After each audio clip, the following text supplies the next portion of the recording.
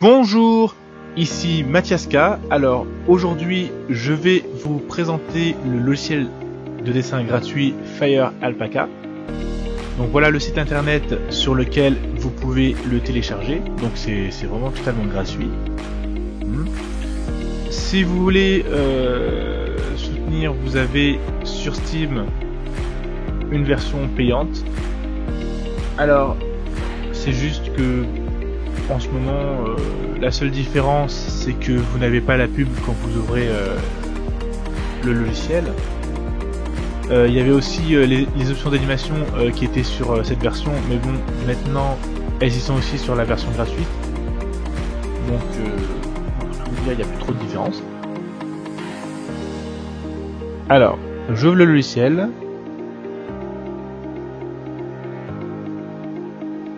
Voilà, c'est cette pub là que vous n'aurez pas si vous avez la version payante.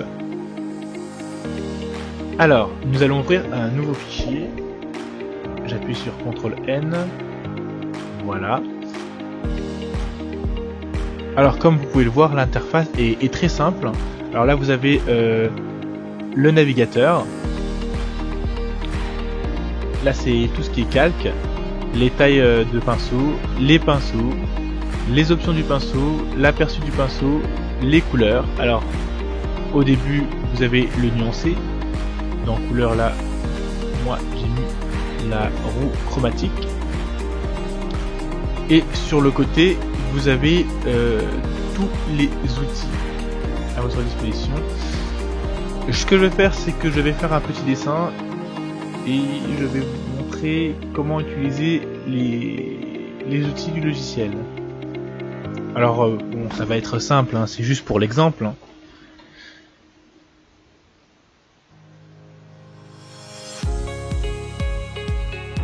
Donc c'est un logiciel qui gère très bien les tableaux graphiques. Hop. Donc là par exemple, je dessine, j'appuie sur la touche supprime. Hop, ça supprime tout ce qu'il y a dans le calque. Et ça ne supprime par contre pas le calque. Hein, si on veut supprimer le calque, là il faudra appuyer sur la petite poubelle qui est là.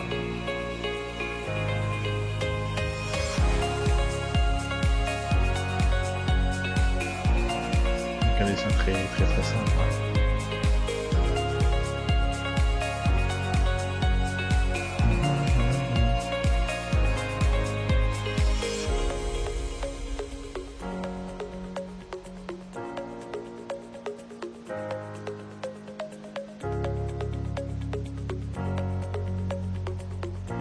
Donc voilà, par exemple.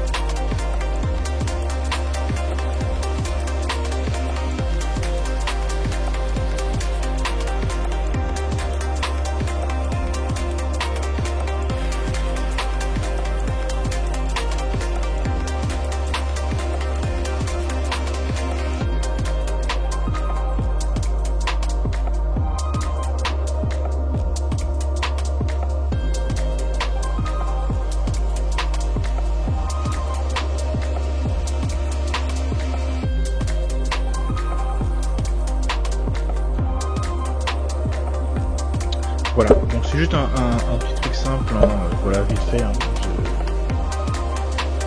je me suis pas trop embêté.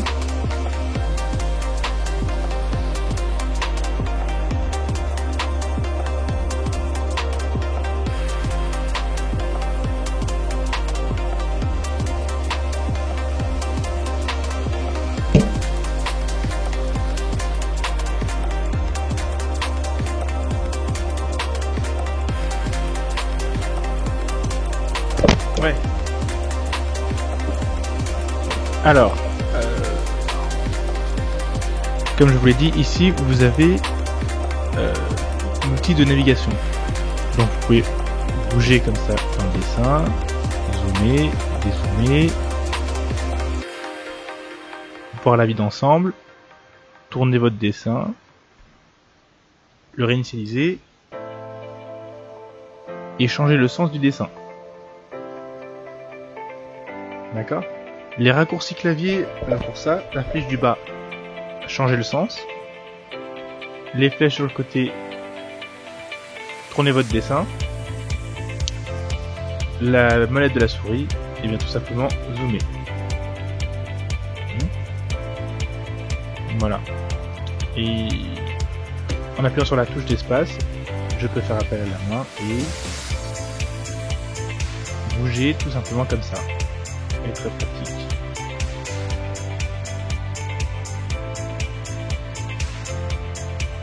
Le fameux CTRL Z, hop, pour retourner en arrière, ou bien les flèches ici, pour aller en arrière, pour aller en avant, pour rétablir, ou CTRL Z ou CTRL Y.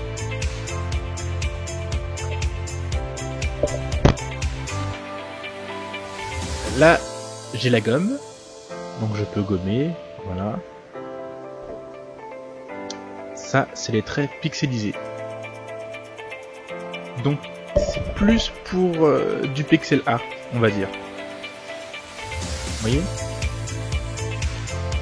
Je peux travailler en petite résolution, ça peut être pratique. L'outil de déplacement.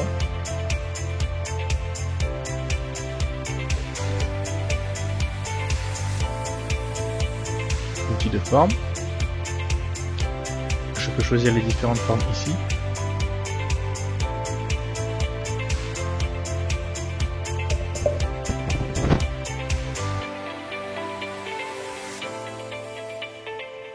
Donc là, je crée un nouveau calque pour lesquels je vous expliquerai après. Ici, j'ai l'outil de remplissage. Par exemple, hein.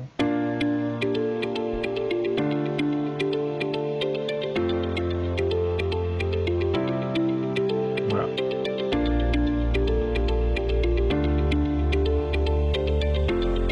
Alors évidemment, mon dessin là n'est pas fermé.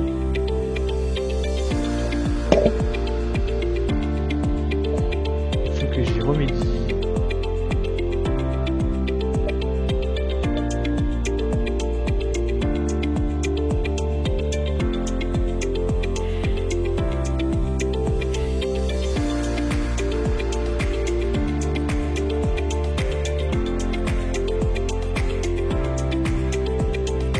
Là je viens de remplir et comme vous pouvez le constater, on a des petites interfaces sur les traits, c'est pas ce qu'on veut.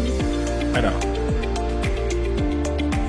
pour pouvoir tout simplement mieux remplir, dans l'option dilateur on met à 1 ou à 2 et vous voyez tout de suite, voilà, c'est beaucoup mieux.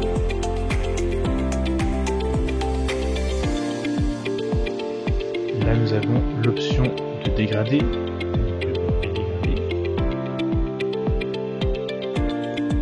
L'option de sélection. La sélection libre. Alors quand je vais annuler ma sélection, j'appuie juste sur le côté. La baguette magique. Hein. Les options de masque.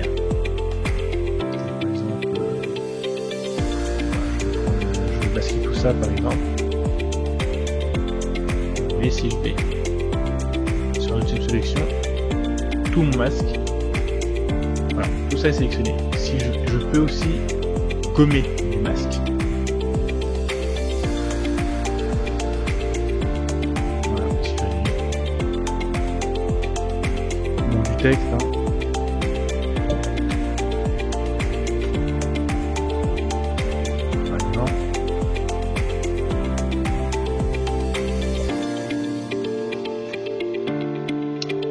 Ces outils-là, on les verra plus tard. Alors généralement c'est pour la perspective et la perspective 3D et les cases de manga, la pipette et la main avec la barre d'espace.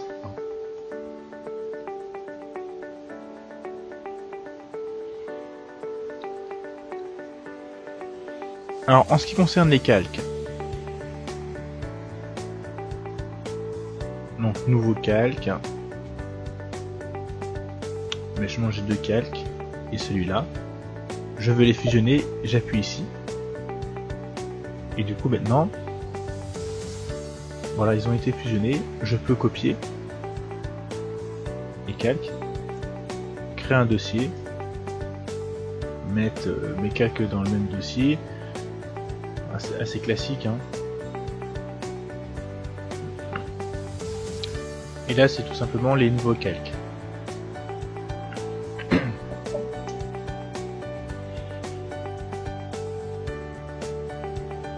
Alors maintenant ce que je vais vous montrer c'est tout simplement les outils pour aligner les traits. Donc de manière automatique, donc je vais supprimer ce qu'il y a sur ce calque là. Donc là off pour éteindre, et ce sont ces icônes là qu'on peut retrouver ici aussi également dans la section dans la partie alignée. Donc par exemple si je sélectionne cette icône, je peux avoir mes traits comme ça qui automatiquement suivent les traits rouges que je peux déplacer, voilà, en appuyant sur le point. Donc le point qui est ici, ça permet d'éditer l'outil d'alignage. Voilà, vous voyez. Voilà, j'ai des carrés.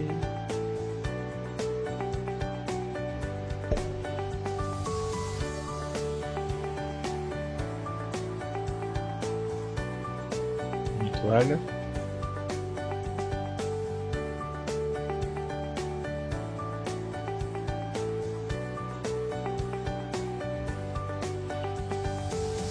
Ça peut être un outil intéressant.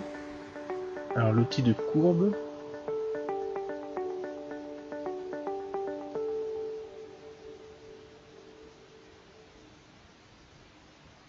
Voilà comme une espèce de règle personnalisée. Je double-clique. Et maintenant, hop, pareil, mon trait suit les traits rouges. Je peux le déplacer et faire ces formes-là ailleurs. Je peux tourner cette règle.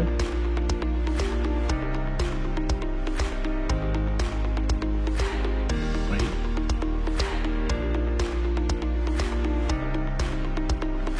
Et le dernier, la perspective.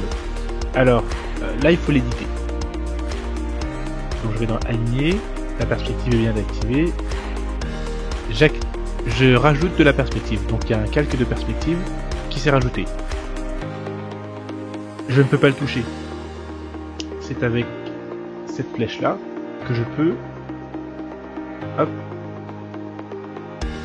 Maintenant je peux le modifier. Pour les options, je double-clique sur le calque. Et par exemple en prenant la caméra, voilà, je peux changer alors ma perspective.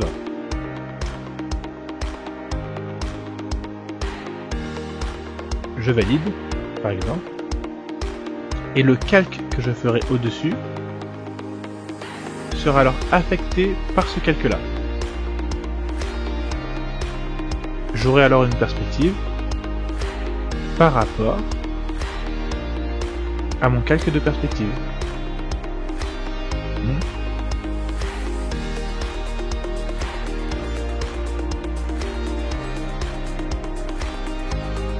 Il me suffit de le désactiver pour ne plus être soumis à ce calcul-là.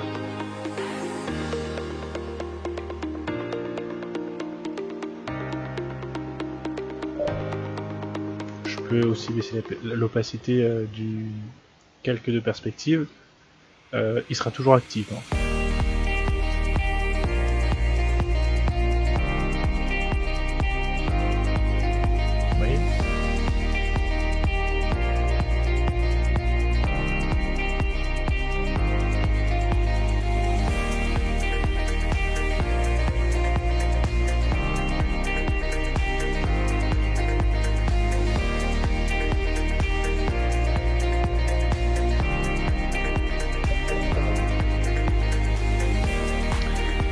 J'ai également les... Alors là je vais éteindre les outils pour aligner en cliquant sur off. J'ai des shapes pour mes lignes. Alors je laisse appuyer et voilà. Encore une fois, bon, ça peut être pratique selon les usages.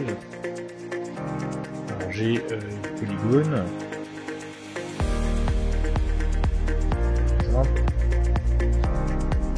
Donc le polygone, ça va plutôt être fermé. Le rectangle.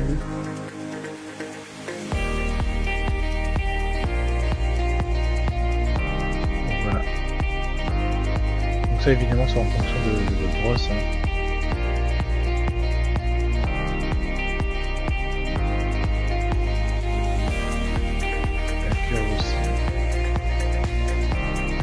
Clic, hop. Là je désactive l'anti-crénelage. Alors là, pardon, je vais zoomer. Je vais le désactiver. Regardez. Hop. J'ai une ligne assez brute, très pixelisée. Grâce à ça, j'ai un trait plus lisse. D'accord ? Quand je zoome. J'ai ici les corrections. Donc les corrections, c'est plus j'augmenterai la correction, plus mon trait sera net et ça va arrêter les tremblements que je pourrais éventuellement avoir. Mais également il y aura un retard, vous voyez, par rapport à mon trait. Mais il va corriger mon trait. Généralement 8 ça suffit largement. C'est pour éviter voilà d'avoir beaucoup de zigzags qu'on fait, surtout des trucs précis. Très pratique. Autre chose très importante, avec les raccourcis clavier CTRL-T par exemple, alors je vais par exemple faire un double de celui-ci, en faisant CTRL-T, maintenant j'ai l'outil de transformation de l'image. Je peux transformer mon image, vous voyez. Des rotations. Flipper l'image. Alors là, ça flippe l'image. Hein. Là, c'est la zone de travail que ça flippe, par exemple, dans le navigateur. Mais pas votre image. Là, c'est bien le calque qui est flippé.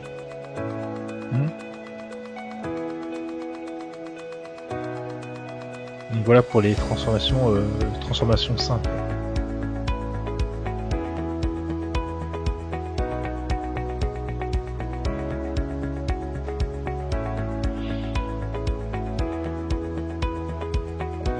Évidemment, vous avez aussi les filtres simples. Hein. Voilà, puis après vous avez les options.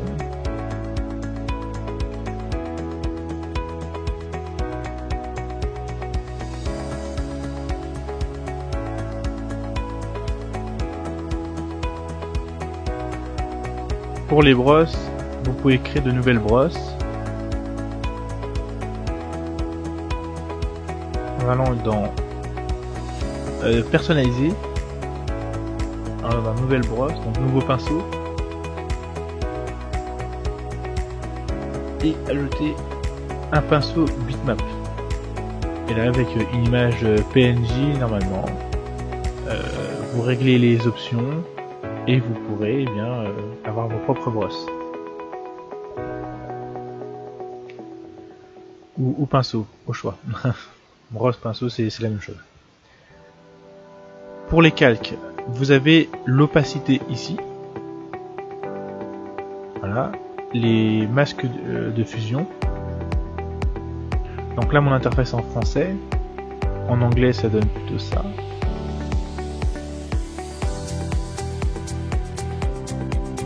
Oui. Je peux verrouiller le masque, donc je peux plus le modifier. Mais surtout, je peux écréter. Alors ça, c'est très intéressant. Je vais prendre une couleur. Je vais agrandir mon pinceau, par exemple. Voilà. Et je vais l'écréter. Ça veut dire que par rapport au calque qui est en dessous. Et là maintenant, vous voyez, ça ne modifie que le trait qui est en dessous. Ça.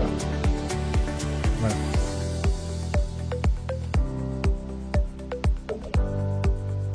Ça peut être très pratique.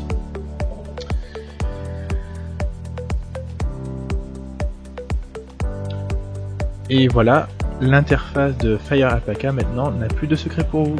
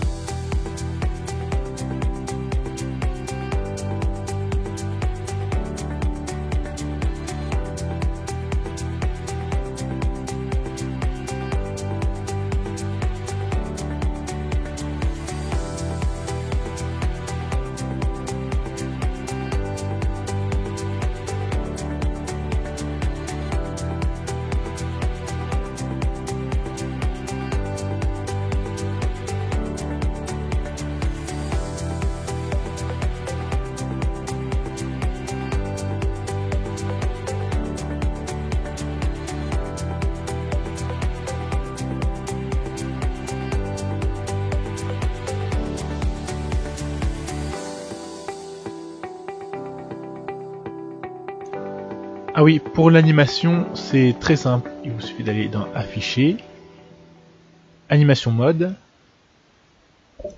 puis de commencer à dessiner. Alors en fait, à ce moment-là, chaque calque sera une frame d'animation. Je vais faire un truc tout simple. Hein.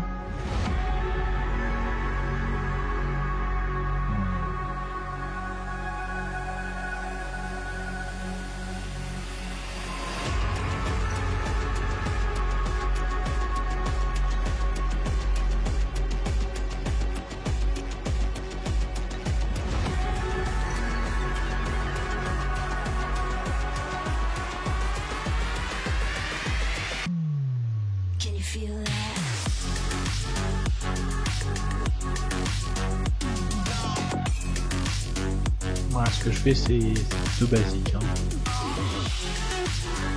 Si je vais pour l'exemple. Oh. Et là, hop, nouveau calque, donc nouvelle frame. Là, je suis à la deuxième frame.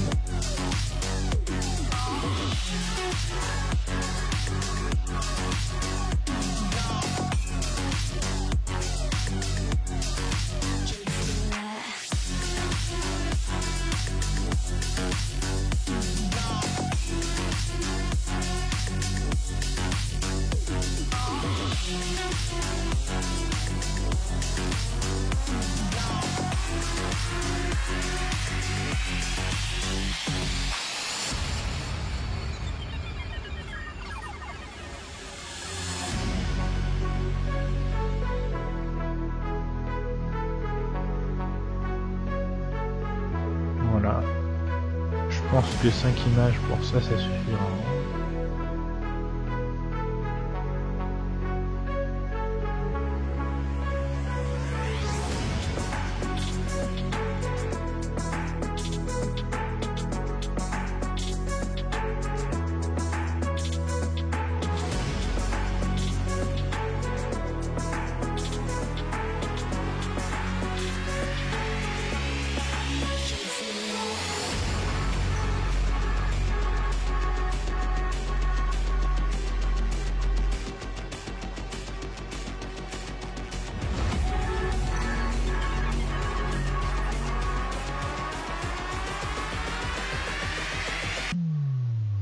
Si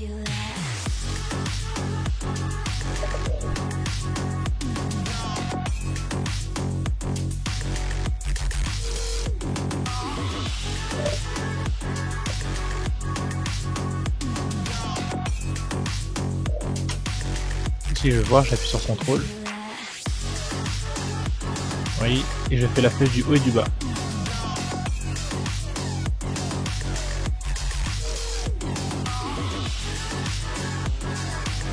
Ça, j'ai jamais aperçu l'animation.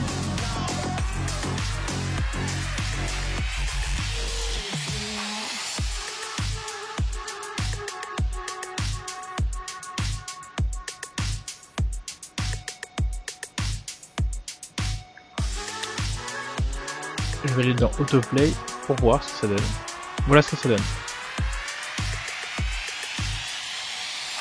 Voilà, ça je peux réduire. Hein.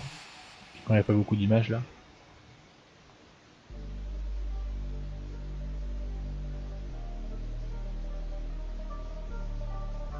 Donc c'est juste un œil qui se ferme. Et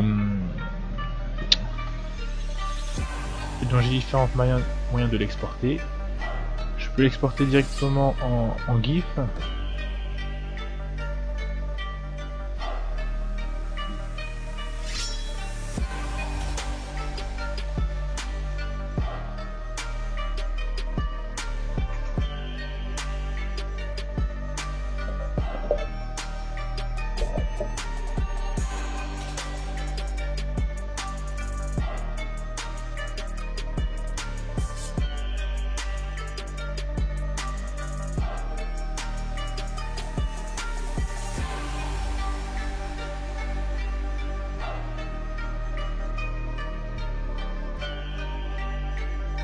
Il a du mal.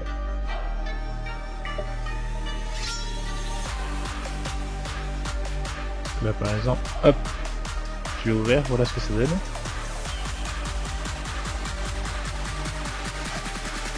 Ou alors si je veux exporter la séquence d'images, je vais export layer. Et là,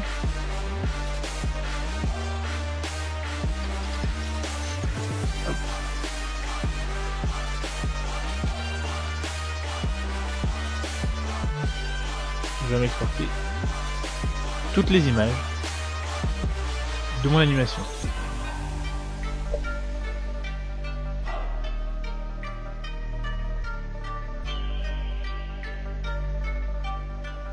Et après, dans un logiciel de montage, je peux après disposer de ces images pour monter l'animation.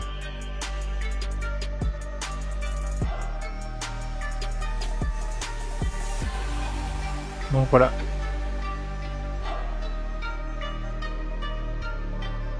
Parmi toutes les brosses que vous avez, les pinceaux que vous avez le pinceau symétrie. D'accord? Donc, comme vous pouvez le constater, ça fait une symétrie à partir de votre trait. Si vous voulez changer ça, il suffit d'appuyer sur la touche contrôle, de cliquer, et là vous avez votre point de symétrie. Et à partir de ce point de symétrie, vous allez alors effectuer une symétrie. Voilà, tout simplement.